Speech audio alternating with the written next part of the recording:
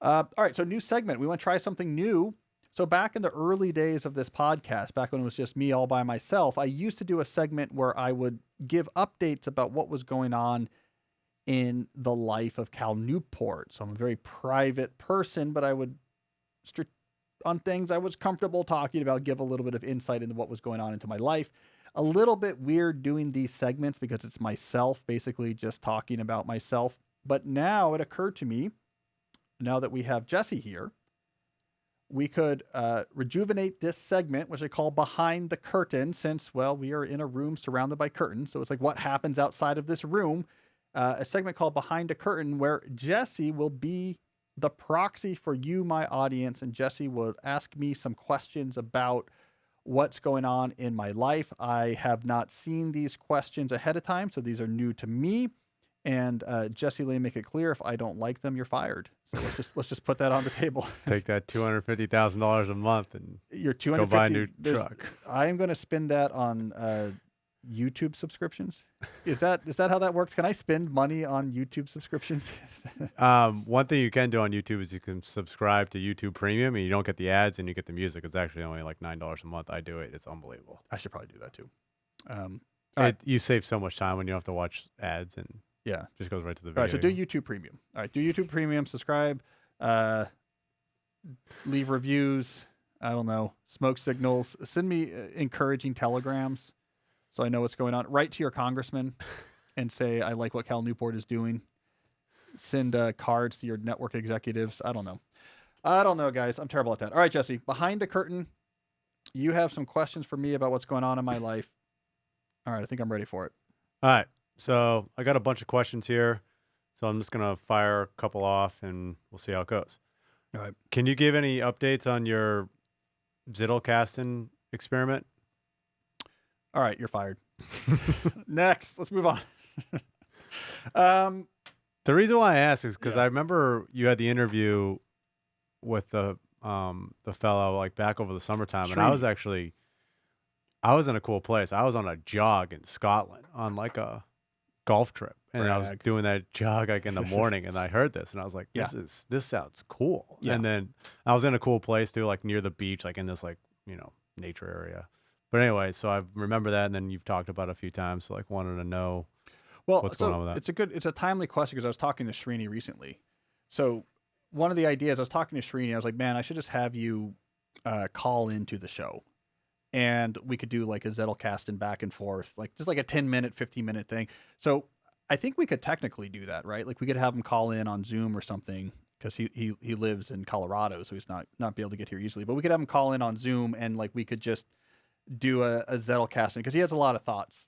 Yeah, he has a lot of thoughts on what I've been saying, and he thinks like I'm missing out on some of the value. So I think that'd be cool. We could have it back and forth. In my own life, I haven't made any big steps forward. I mean, I'm still in the place where I want Rome, the tool Rome, to be the primary place in which I'm capturing most notes that are, with the exception of CS research, which requires math notation. It's a whole separate thing, where writing ideas and book ideas and article ideas and all that. I want that all to be in Rome, roughly indexed in a Zettelkasten style, where there's a central index, but then also bidirectional links. And I haven't really upgraded that yet because I've been slammed, which is its own issue I'm having in my life right now. It's self-imposed, but pretty brutal these past months with my workload. And that, to me, that's something you do when you have some time. So I'm thinking as the spring gives way towards summer and my schedule opens up, I want Zettelkasten style system basically capturing the place where I capture most of my ideas, because I have a lot of ideas. And so we'll see. And so we'll have Srini on. He can help me out and fill in. And then those you also details. just read that book, back in January, right? Yeah, I mean, that book, How to Take Smart Notes, is what really introduced me to Zettelkasten. And it was a cool book, and I liked it. And I recommend it, actually. And a listener sent it to me just out of the blue. Mm-hmm. So I'll report back. But maybe what I'll do, here's what I'll do, is like when I have time, I'll have Srini on and have him be my guru. Like, let's just 15 minutes, walk me through. Let me ask you my highly technical questions about how to get this right. And then I'll go try it out. So I remain intrigued by Zettelkasten. I have heard from a lot of people, however, that agree with my central complaint that Zettelkasten can't do thinking for you. It can't write articles for you. It's not, if in almost any position, this idea that you're just going to wander through your Zettelkasten system and come out on the other side with an article or a book or an academic paper is just not how that works. But it's a really cool way to probably organize a lot of thoughts that aren't easily put into some sort of hierarchical categories. Okay. Moving on, kind of related, talking about lifestyle centric planning, which you discuss quite a bit. For your own life, do you think you're close? I think changes are looming. I think changes are looming that would get me closer. So I've done extreme lifestyle centric career planning. I mean, it's why I'm a professor and not in tech startups or venture capital or something like this. It's why I write books. Very autonomous and interesting income stream and very interesting to me. It's why we live in Tacoma Park. That was very much a lifestyle centric career planning, very explicit planning process of where do we want to live and why we want to live there. Right now, I would say the main obstacle between where I am right now and the very clear lifestyle, and I got to say, I have this written out very clearly in my strategic plans documents. I mean, I know the bullet points of what goes into the lifestyle that I'm working backwards to try to get in place. Right now, I still have too much on my plate. And so the old joke on the podcast is I have 17 jobs, but like I need 7 instead of 17. So that's I think the next evolution to come is it's to be a full-time this and a full-time that and a full-time that, like 3 or 4 multiple things. It's just the volume of work is too much. My ideal lifestyle is slower and way more autonomous. Less things, high stakes, like, hey, deliver a book, deliver like a really good New Yorker piece. So high stakes, but you have nothing on your calendar tomorrow. You know, it's up to you. You got to figure this out. You need to make this work done. So I'm working on that.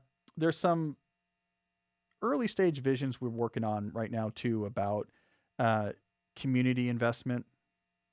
I'm getting a little bit more involved in Tacoma Park.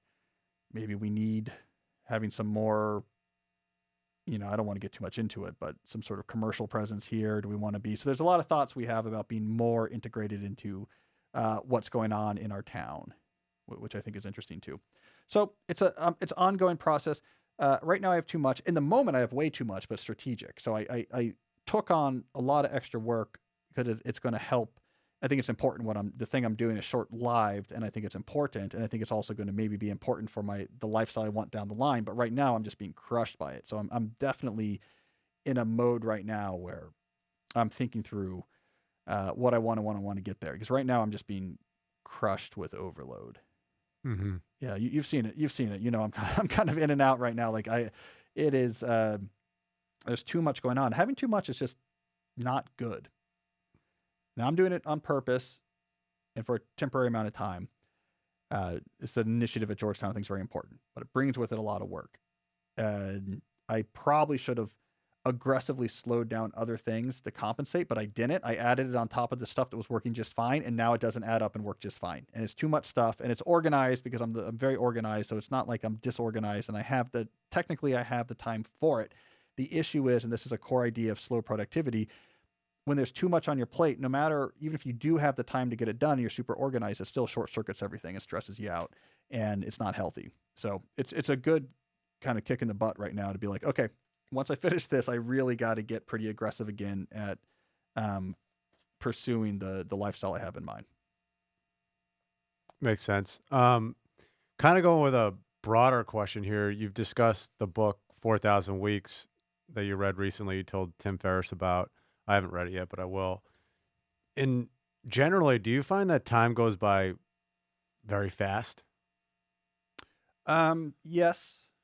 Yeah. I mean, it depends on what's going on. These type of seasons, like winter, where there's a lot going on. It's this and this and this and this. Like this day's basketball and this day I teach, and so you have this sort of very regular schedule that's each day is different than the one before, but it's regular each time. I always feel like time moves very fast during those seasons. And then when you're in like the summer and there's not a schedule like that and it's much more autonomous, I feel like time moves much slower. So summer feels like a long time to me usually.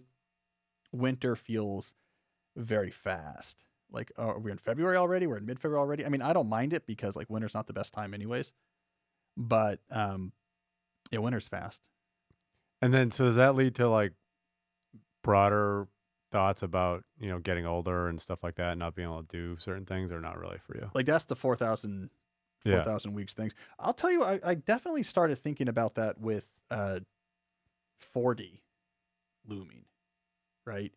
Because there's a lot of things, especially if you're looking at bigger types of achievements. There's a lot of things where you say, if that's not happened by 40, that's not on your list. This is like a key Oliver Berkman thing.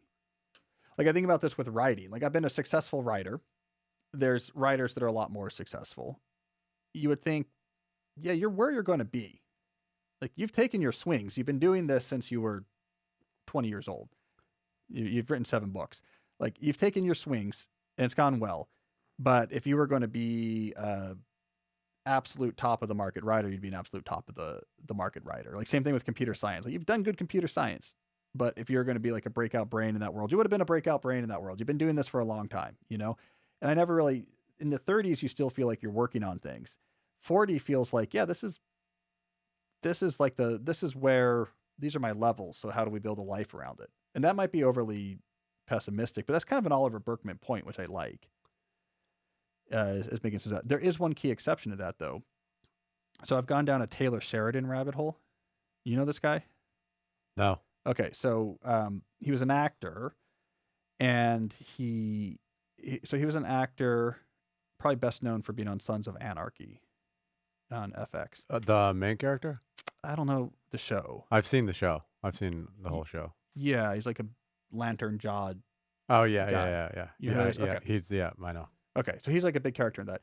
Anyways, but he grew up on a ranch, right? Like he came out of, and he owns a ranch, come up out of a ranch. So after the age of 40, he said, I'm going to screenwrite, and he was going to do neo-westerns, which is like the new type of western. I think the Coen brothers kind of helped usher this in with No Country for Old Men. So it neo-westerns, they take place in our modern world, and some of the issues are not there's like a bandit coming to town. It's like the economic hardships of whatever. And so he's like, great, I'm just going to like start writing these type of things. And he wrote Sicario, Hell and High Water, and then Wind River, just like rattled off these like great movies, started writing in his 40s. His second movie was Oscar nominated for best screenplay. Wind River, he directed, like just kind of came out of nowhere. He just had such a clear vision.